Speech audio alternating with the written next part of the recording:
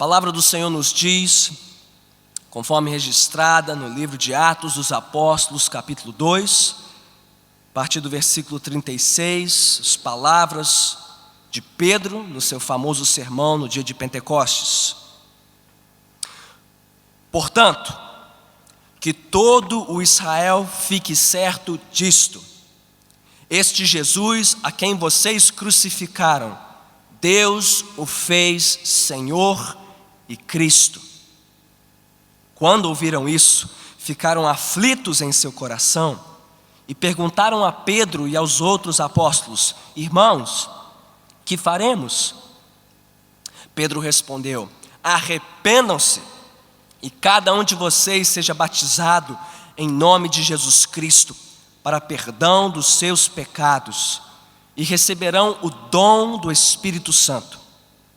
Pois a promessa é para vocês, para os seus filhos e para todos os que estão longe, para todos quantos o Senhor, o nosso Deus, chamar.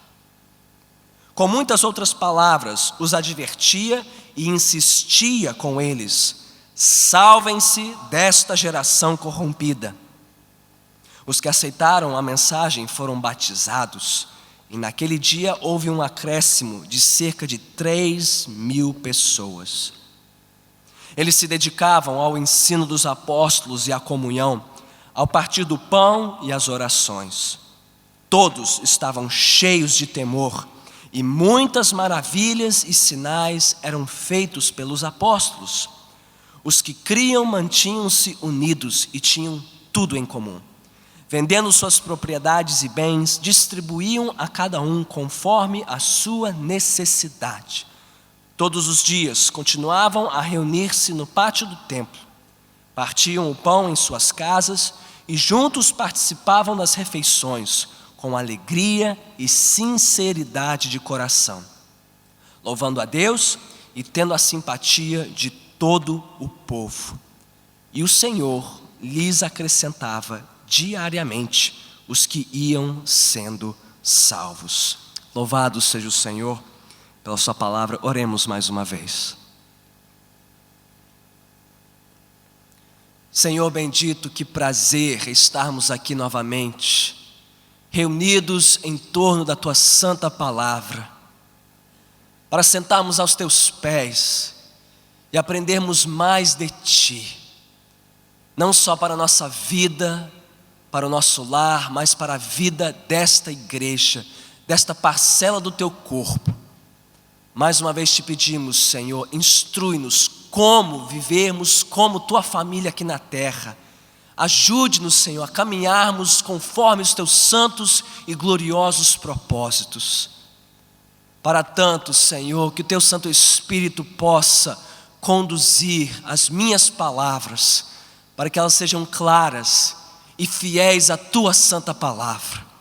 Que o Senhor, pelo teu Espírito, possa conduzir também as nossas mentes e os nossos corações, a fim de que nos submetamos à autoridade soberana da tua palavra, submetendo a ti cada pensamento, cada sentimento, cada postura e prioridade da nossa vida, para que em tudo sejamos conformados como igreja à imagem e semelhança do nosso Redentor, que vive e reina para todos sempre.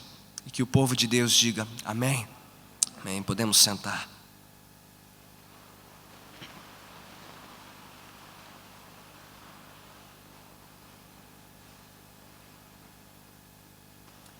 Qual é a importância de ser ou tornar-se membro de uma igreja saudável?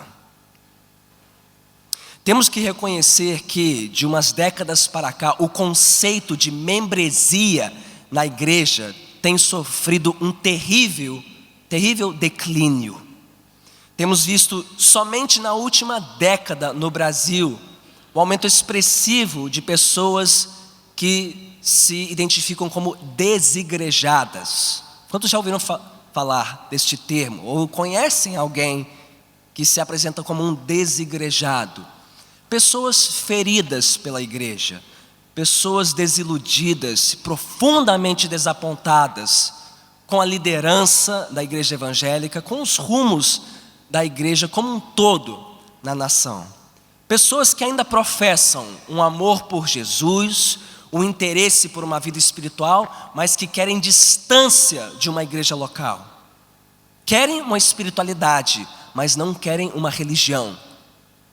Em outras palavras, querem uma experiência com Deus, mas não querem abraçar mais um compromisso com uma denominação, com uma instituição ou com uma expressão local da fé cristã.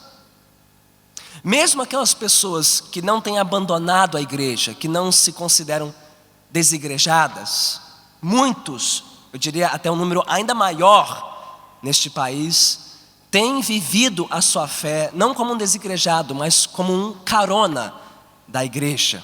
Como assim, pastor? O que seria um carona da igreja? São literalmente pessoas que pegam carona com a igreja, acompanham a igreja até um certo ponto.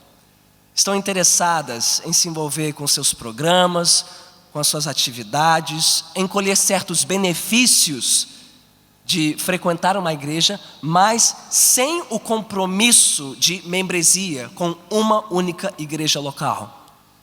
Também já falamos sobre isso nas últimas semanas. Pessoas que tratam a igreja ou as igrejas como um tipo de self-service espiritual. Gostam da pregação daquela igreja, mas preferem a juventude daquela outra igreja para os seus filhos, porém não deixam de frequentar os encontros de casais daquela outra congregação querida. São pessoas que migram, como nômades espirituais, mas sem jamais criar raízes em um único local.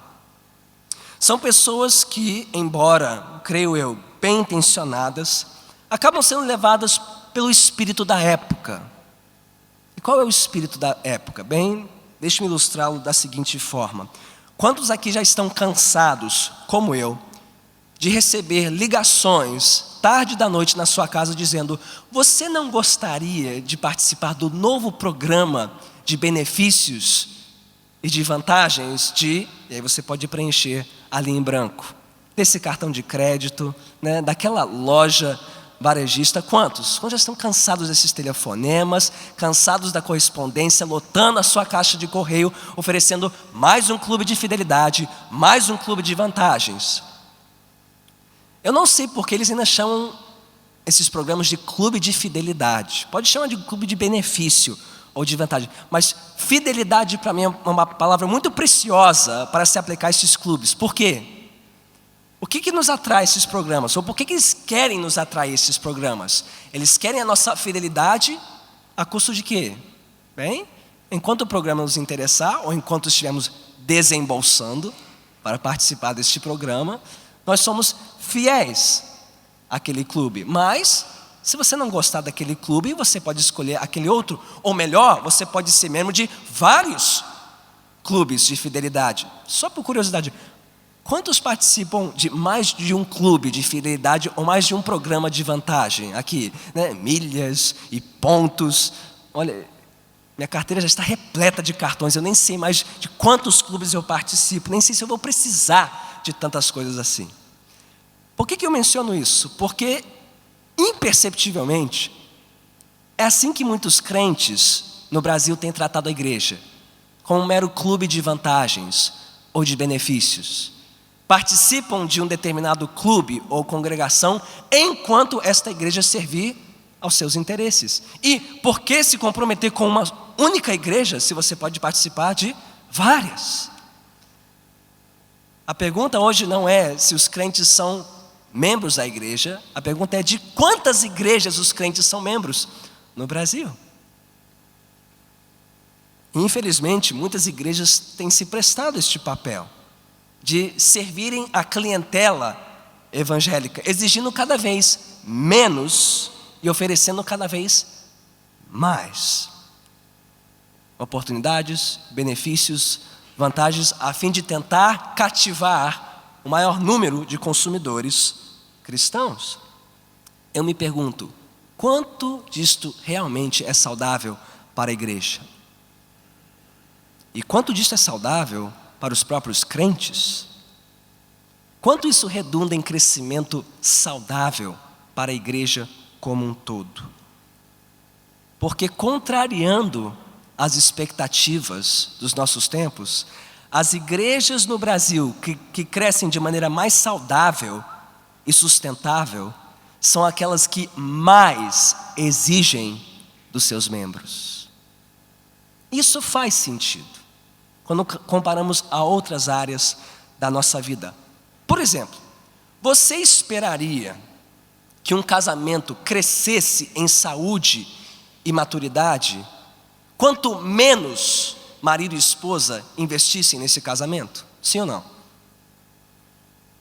O que nós sabemos sobre o casamento? Quanto mais se investe, quanto mais marido e esposa se empenham, exigem um do outro e cobram um do outro de maneira saudável, quanto maior será o vigor, a fibra desta união, sim ou não? Com os filhos, você esperaria que filhos de uma família crescessem quanto menos os pais lhes cobrassem, sim ou não?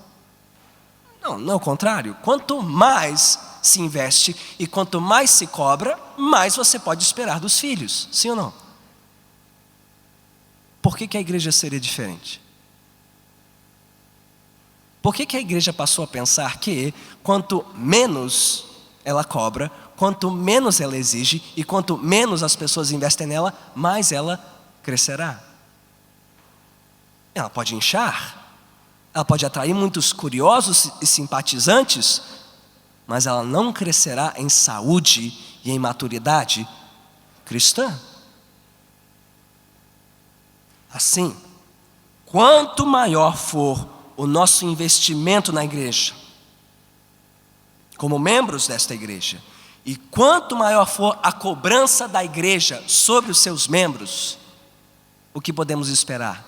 Maior será sua saúde, seu crescimento em amadurecimento espiritual. Quanto mais crescermos nestas marcas que temos estudado nas últimas semanas, a pregação e o ensino fiel das Escrituras Sagradas, a adoração bíblica, verdadeira e espiritual, uma comunhão santa, sacrificial e amorosa, um discipulado integral, profundo, consequente, um pastoreio amoroso e fiel, um serviço abnegado e operante e uma missão evangelística ativa, vibrante. Quanto mais nós investirmos nestas marcas e quanto mais nós formos cobrados nestas áreas, maior será a saúde do corpo de Cristo. E isso não deve ser algo novo para nós. Bem, talvez seja novo para os nossos tempos, mas quando ouvimos as vozes do passado, e eu trouxe algumas delas aqui para nossa consideração nesta manhã, é impressionante como o testemunho dos pais da igreja antiga é unânime nesse sentido, quanto à importância imprescindível do vínculo de um crente com a igreja. E quando falamos em igreja, estamos falando de igrejas locais, concretas, expressões visíveis do corpo de Cristo, não uma ideia solta, né? Quando conversando com alguns, as pessoas dizem, não, eu falo para elas sobre a importância de participar da igreja. Não, mas a igreja está dentro de mim. A igreja vive dentro de mim. Quantos já ouviram isso? Mas eu sou a igreja. Bem, isso é parcialmente verdadeiro e parcialmente falso, né? É que nem um tijolo dizer, não, mas eu sou a casa. Não, o tijolo também é a casa, faz parte da casa, mas não é toda a casa. Assim, um crente dizer que é a igreja é parcialmente verdadeiro, mas um crente não é toda a igreja. Ele faz parte de uma totalidade, de um corpo. Veremos isso logo em seguida. Mas vamos ouvir essas vozes do passado. Eu trouxe algumas delas aqui. A primeira delas, Agostinho, de Hipona, pai da igreja do século IV e V. Ele disse, o desertor da igreja não pode estar em Cristo, uma vez que não está entre os membros de Cristo. Palavras fortes. contundentes, mas creio eu, muito verdadeiras.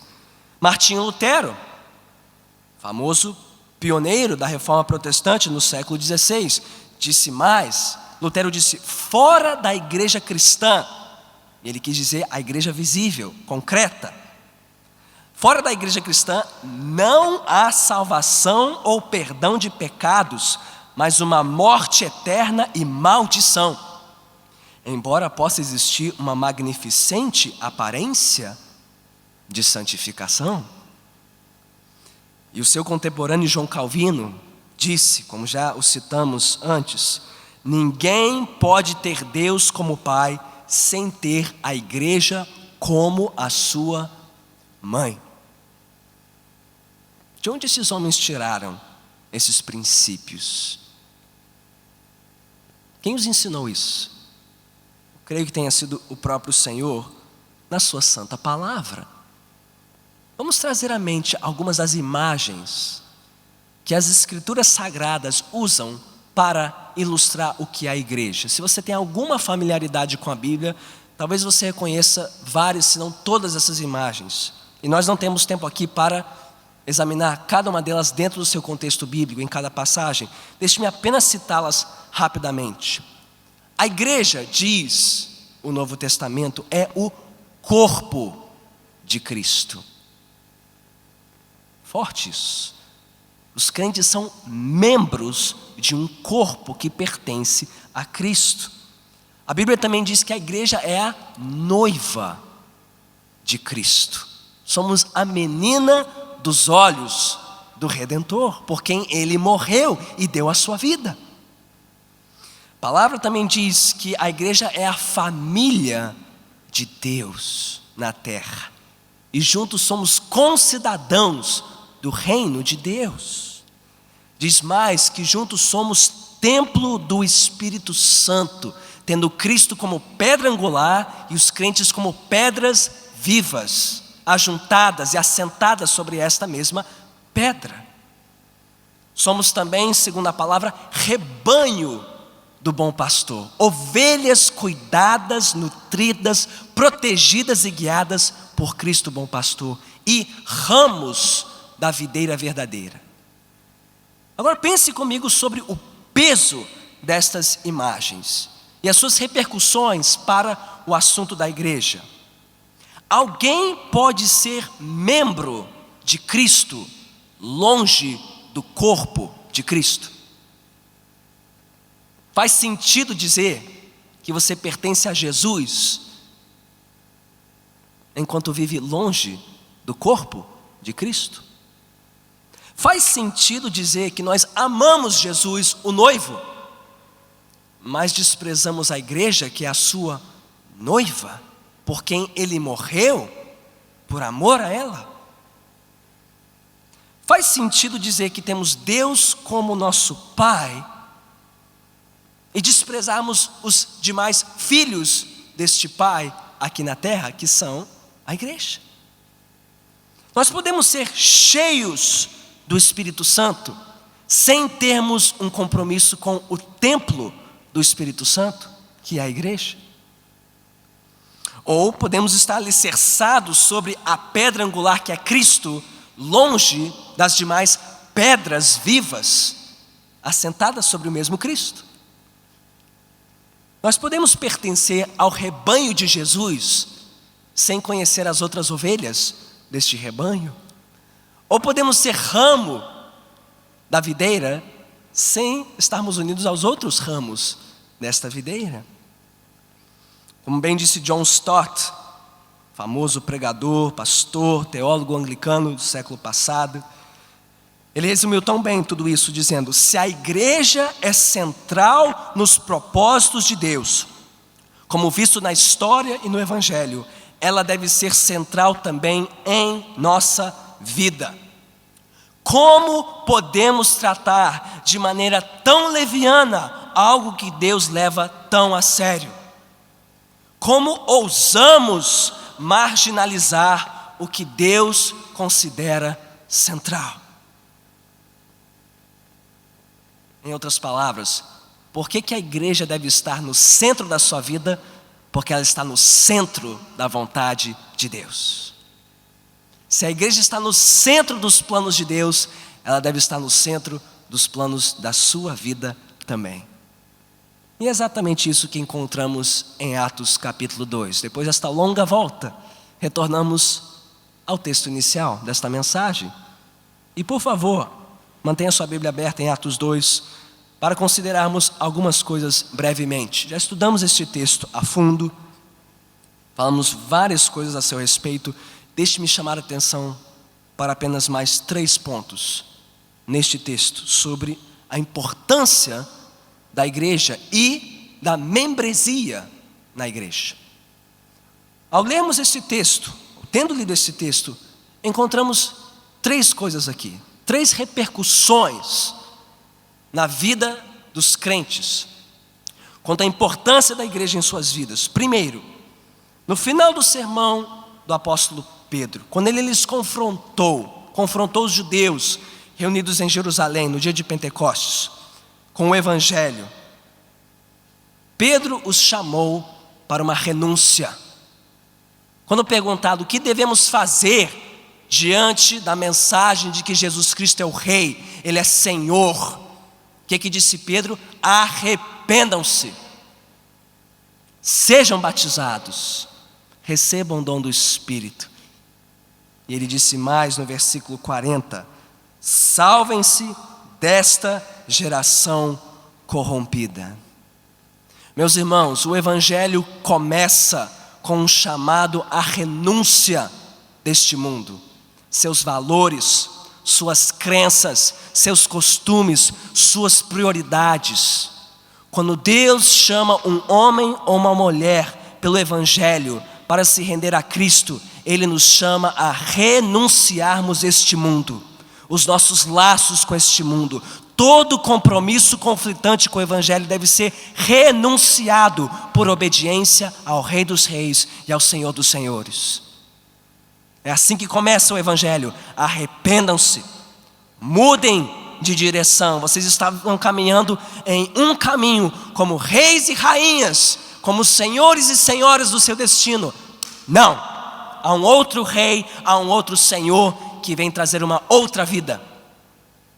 Rendam-se a este rei e renunciem a tudo que conflita com o senhorio de Cristo. Mas a passagem não termina aí, porque passado o chamado à renúncia do mundo, o que diz Pedro? Como parte desta renúncia, como parte deste rompimento com o mundo, o evangelho também nos chama a ingressarmos em um outro reino e a uma outra família. Não pertencemos mais ao mundo, pertencemos a Deus e ao seu povo aqui na terra, a igreja. E qual é o sinal público e visível disso? O batismo nas águas, diz Pedro. Arrependam-se e sejam batizados. Meus irmãos, como é difícil para nós brasileiros entendermos o que o rito do batismo representava socialmente, culturalmente, politicamente e espiritualmente para a vida daqueles primeiros cristãos. Era uma ruptura com tudo que eles conheciam.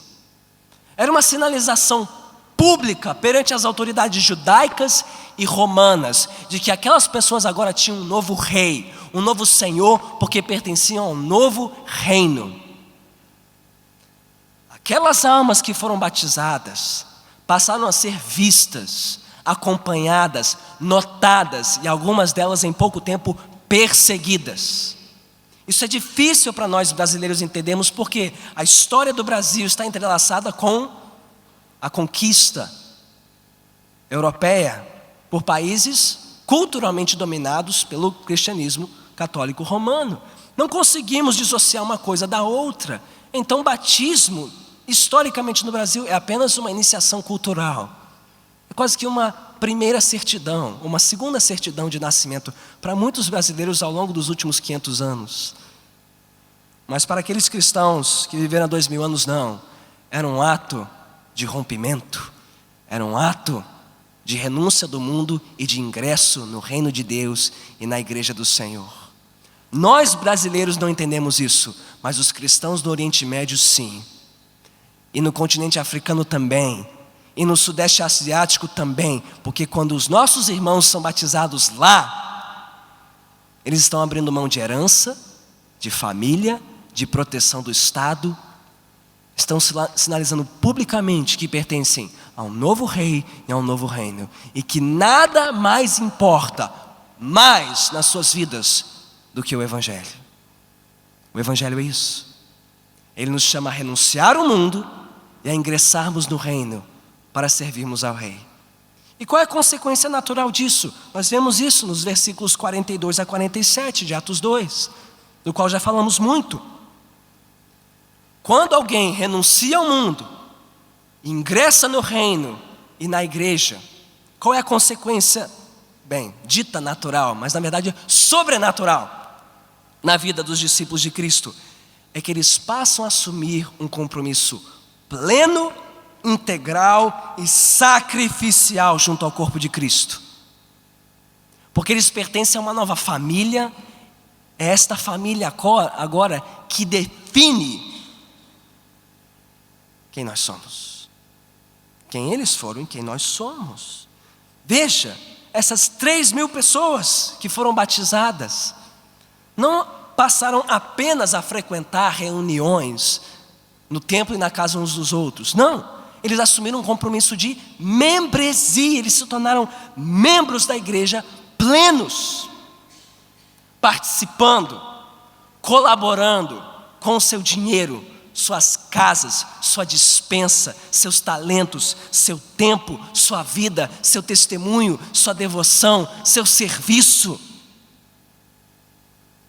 Porque Cristo passou a ser central na vida deles, a igreja de Cristo tornou-se central na vida dos primeiros cristãos. É assim como foi na vida daqueles 3.000 batizados no dia de Pentecoste, deve ser na vida de todo verdadeiro crente. Um crente verdadeiro que tem compromisso com Jesus, tem um compromisso com a igreja de Cristo também. Porque Cristo ama a igreja. Todo crente deve amar a igreja como sua própria família. E nisso eu posso dar um testemunho muito próximo e muito pessoal. Os que conhecem a história desta denominação, os que têm acompanhado a Nova Vida já há algumas décadas sabem que a história desta igreja e a história da minha família andam de mãos dadas. É quase impossível falar da história desta igreja sem falar da minha família, pois o meu avô foi o fundador desta igreja. Há mais de 50 anos, quando ele desembarcou no Brasil, em 1960, para iniciar uma cruzada evangelística que tornou-se uma igreja nacional que hoje abrange quase todas as regiões do Brasil e até Portugal. Não só é impossível contar a história desta igreja sem falar da história da minha família, mas o inverso é contrário também. O contrário, o inverso é verdadeiro também. É impossível contar a história da minha família sem contar a história da igreja. E muito antes da minha família ter chegado ao Brasil. Segundo os cálculos do nosso bispo, são quase 100 membros da família McAllister ao longo do último século ou mais, envolvidos no ministério pastoral. Eu já sou 6ª geração, se eu não me confundo, 6ª geração de pastor na minha família. Não quer dizer que o João Felipe e o Teodoro serão também. Isso se Deus os escolher e os chamar soberanamente. Por que eu estou dizendo isso? Porque ao olhar para a minha família, eu não consigo contar a história da minha família sem contar a história da igreja, porque elas são uma coisa só. Se você me perguntar, ou perguntar a Raquel sobre a nossa história é a igreja. Os nossos irmãos são os irmãos da igreja, as nossas melhores memórias são na igreja. As horas, os dias, meses, anos, melhores anos gastos da nossa vida, na vida da nossa família, estão na igreja. E eu proponho o seguinte, meus irmãos, à luz do que estamos vendo na palavra, isso não deve ser a regra apenas da minha família. Isso deveria ser a regra de toda a família cristã. Não só aqueles a quem Deus chama para o ministério pastoral. Todo cristão deveria considerar a história da sua igreja, ou a sua igreja como a sua primeira família, a família da fé, onde nós investimos nosso melhor tempo, os nossos melhores recursos, nosso melhor trabalho, a fim de que os nossos filhos cresçam aqui, seus melhores amigos sejam os da igreja, que eles encontrem pessoas na igreja para constituírem as suas famílias, a fim de que um dia eles não consigam contar a história da família deles sem contar a história da igreja deles. Isso é bênção, isso é propósito de Deus para as famílias da terra. Mas então, por que vivemos tão aquém desta visão? Ou, o que mais nos atrapalha, como cristãos do início do século 21, a abraçarmos este compromisso pleno com a membresia em uma única igreja local? Deixe-me rapidamente falar sobre 5 obstáculos principais. O primeiro deles podemos chamar do obstáculo do sentimentalismo. É uma barreira quase que invisível, de medo, de receio, de uma certa indisposição. Pastor, eu já me envolvi, não quero me envolver mais. Eu já me decepcionei, eu não quero me decepcionar mais. Eu já fui ferido, eu não quero me ferir mais. Eu prefiro manter a igreja numa distância saudável da minha vida e da minha casa. Eu entendo isso. Eu entendo muitos que pensam assim. Mas eu creio que esta é uma barreira que nós temos que vencer pela graça de Deus. Porque quando nós nos rendemos aos nossos sentimentos, nós nos empobrecemos e morremos. Quer eu sinta vontade ou não, eu preciso me exercitar, eu preciso cuidar da minha saúde. Mais alguém aqui? Aliás, quando eu menos sinto a disposição para cuidar da minha saúde, é provavelmente quando eu mais preciso prestar atenção na minha saúde. Quantos concordam? Com a igreja não deveria ser diferente. Isso aqui é um assunto de vida e morte. Os sentimentos vão e vêm. Os receios vão e vêm. Sentimentos seguem convicções. São as convicções de um crente que devem pesar mais do que os seus sentimentos. Deus cura feridas, Deus desfaz medos e temores. Mas nós não podemos abdicar da igreja por causa de sentimentos que nos impedem de nos envolvermos mais com a igreja de Cristo. Segundo obstáculo, podemos chamá-lo de ambição mundana. E talvez você não queira usar o termo, mas ele se expressa de muitas formas, principalmente esta: pastor, eu estou muito ocupado agora para me envolver com a igreja. Quantos já ouviram isso? Pastor, quando a vida ficar um pouquinho mais simples, pastor, quando eu terminar de criar meus filhos, quando eu acabar de pagar as minhas contas, quando eu passar nesse estágio, quando eu for efetivado, quando eu tiver tudo arrumadinho na minha vida, então eu vou poder me envolver. Quantos já ouviram isso? Eu não vou perguntar quantos já falaram isso ou pensaram isso. Mas se você estiver esperando até que tudo esteja resolvido na sua vida para se envolver com a igreja, saiba, esse dia nunca chegará. Ele nunca chega, porque tem sempre mais uma coisa para resolver na sua vida. A pergunta é: por que você está tão ocupado? Onde você está investindo tanto tempo, tanto dinheiro e tanto da sua força? Numa carreira, numa família, na construção de um portfólio de investimentos. Isso é ruim? Não é ruim. É bom que alguém invista na sua carreira, na sua formação acadêmica. É bom cuidar da família, mas cuidado para que isto não se torne um obstáculo na sua vida espiritual. Porque de que adianta ganhar o mundo e perder a sua alma? Disse Jesus: quem perder a sua vida por minha causa, este a encontrará. O que é mais importante para você? Um contra-cheque um pouquinho mais robusto? Uma conta bancária um pouquinho mais solidificada? Uma carreira um pouquinho mais reconhecida? uma alma centrada nos propósitos de Deus e aliançada com o corpo de Cristo. Há outros obstáculos. O terceiro deles se chama entretenimento. E talvez seja um dos mais sedutores de todos. Pessoas que dizem: pastor, eu quero ajudar, eu quero me envolver, conte comigo. Mas pastor, tem uma maratona no domingo que vem, e não, eu já comprei um ingresso para a final do campeonato, e eu tinha uma viagem marcada para o feriadão. Não, pastor, não conte comigo ainda, talvez no ano que vem. E de compromisso em compromisso, de lazer em lazer, de entretenimento em entretenimento, de viagem em viagem, essas pessoas nunca se envolvem com a igreja. São eternos turistas espirituais. De novo, eu lhes pergunto, o que é mais importante? Os prazeres passageiros deste mundo ou os prazeres eternos da presença de Deus? O que fará mais diferença na vida dos seus filhos? É um bom final de semana gasto no feriadão longe da igreja, ou é um domingo na presença de Deus com seus filhos aqui junto contigo, crescendo na palavra do Senhor? Algo de errado em viajar? Absolutamente. Desfrutar de boas férias? Eu aguardo as minhas ansiosamente.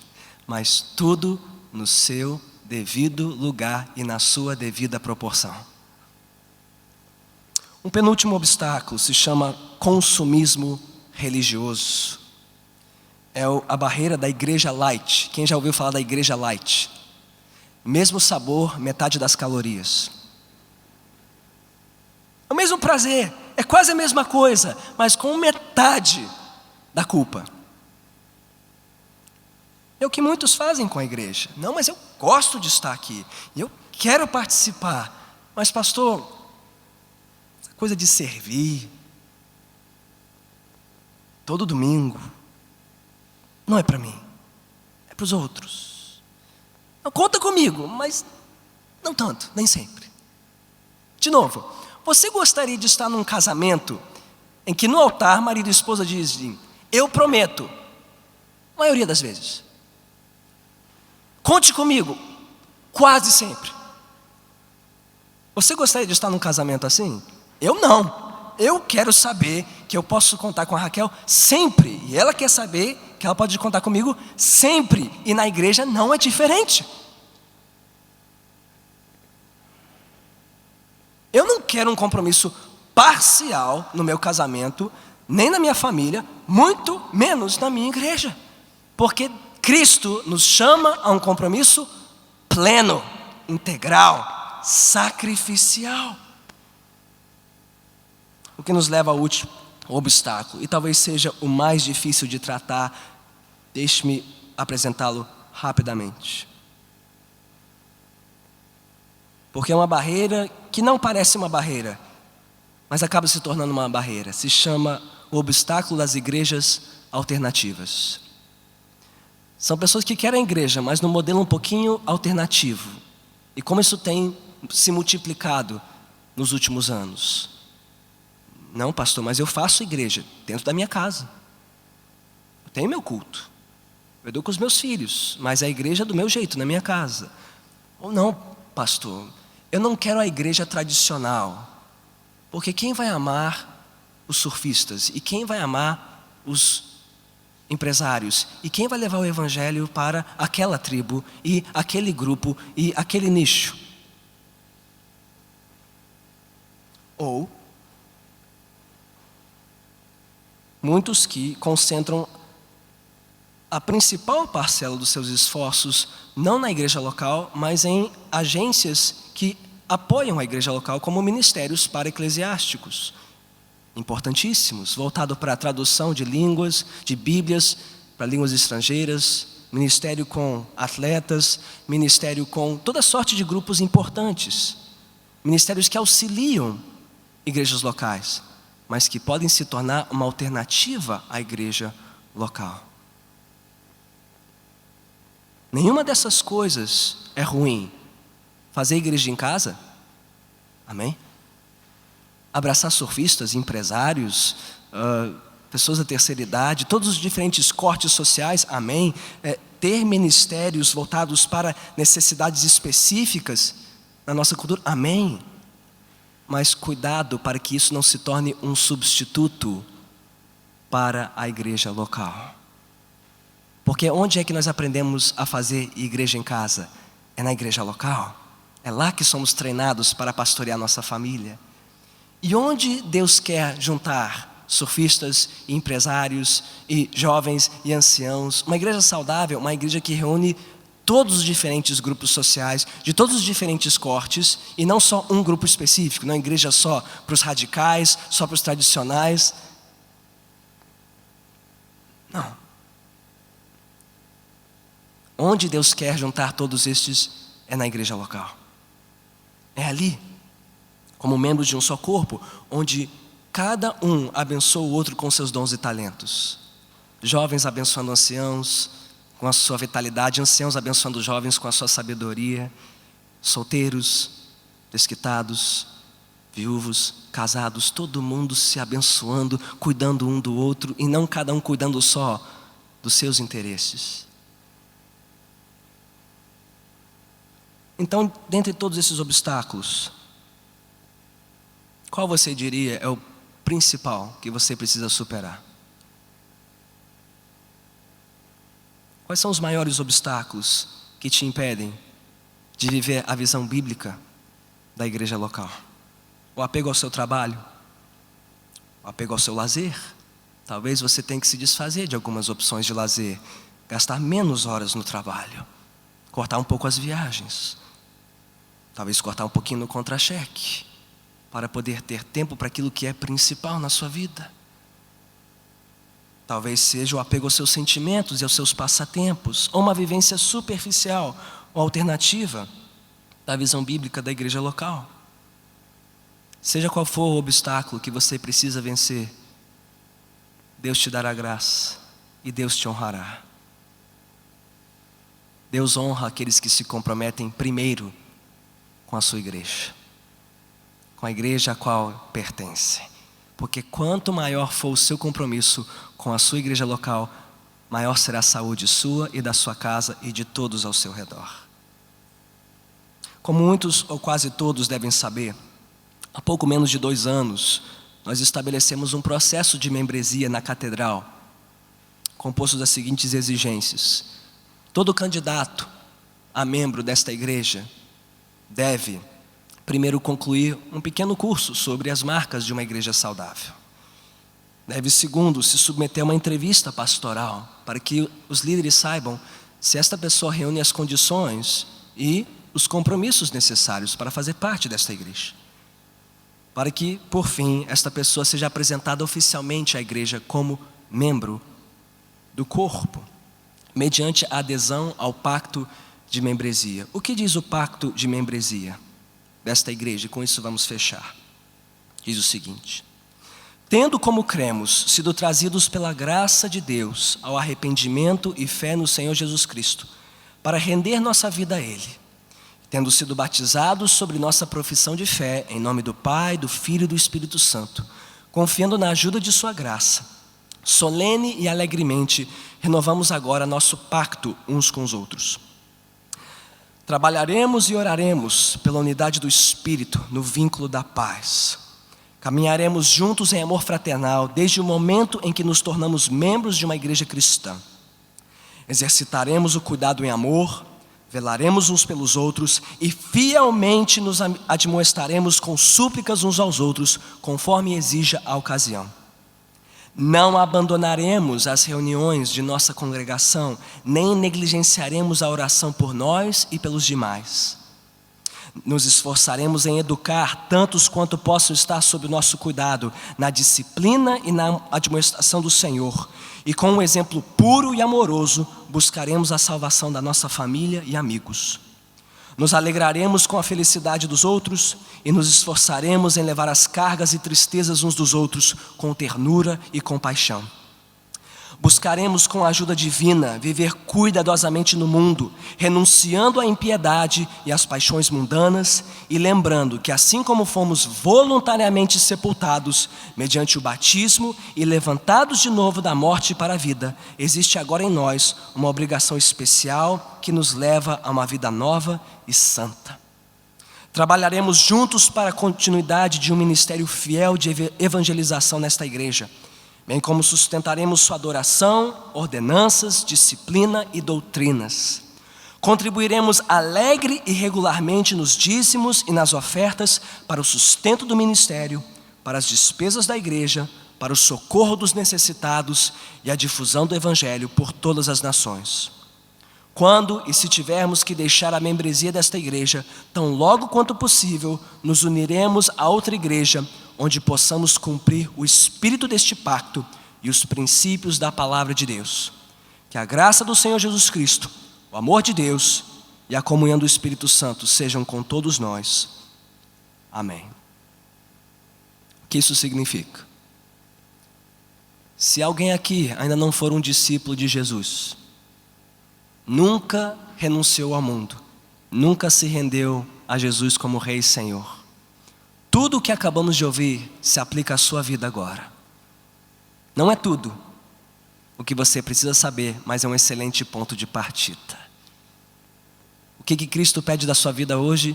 Renuncie ao mundo, abra mão de qualquer outro compromisso para viver para o Rei, andando com o seu povo aqui na terra. Se você for um discípulo de Jesus e ainda não firmou um compromisso de membresia com uma única igreja, seja esta ou outra, esta deve ser sua primeira prioridade a partir de agora. Onde você criará raízes?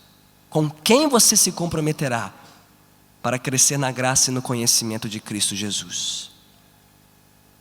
E por fim, se você for um discípulo de Jesus e já for membro da catedral, o que isso quer dizer é que Deus precisa renovar o nosso amor, primeiro por Ele e depois uns pelos outros, para que possamos viver segundo estas palavras, para que possamos crescer aqui em saúde e vigor espiritual, mediante um compromisso renovado com esta igreja local. Que Deus nos dê esta graça e que a família da catedral possa dar um testemunho fiel e saudável do Evangelho nestes tempos, para a glória do Rei. Vamos orar.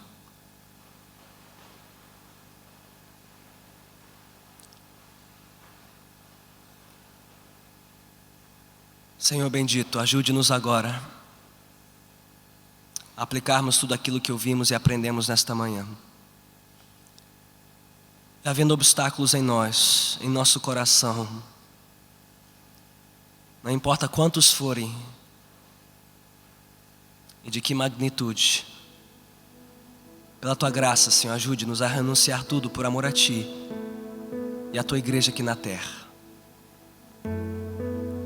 Que os descrentes entre nós sejam convencidos pelo Senhor e conquistados pelo Evangelho, andarem contigo e com Teu povo, de hoje em diante. Que os crentes entre nós, que ainda não se comprometeram com a igreja, sejam convencidos e capacitados pelo Senhor para assumirem este compromisso quanto antes com uma igreja local, para o Teu louvor e para o bem deles. E que o Senhor cuide desta igreja aqui e abençoe a nossa união, nossa comunhão, este pacto que hoje renovamos na Tua presença, para o louvor da Tua glória, em nome de Cristo Jesus.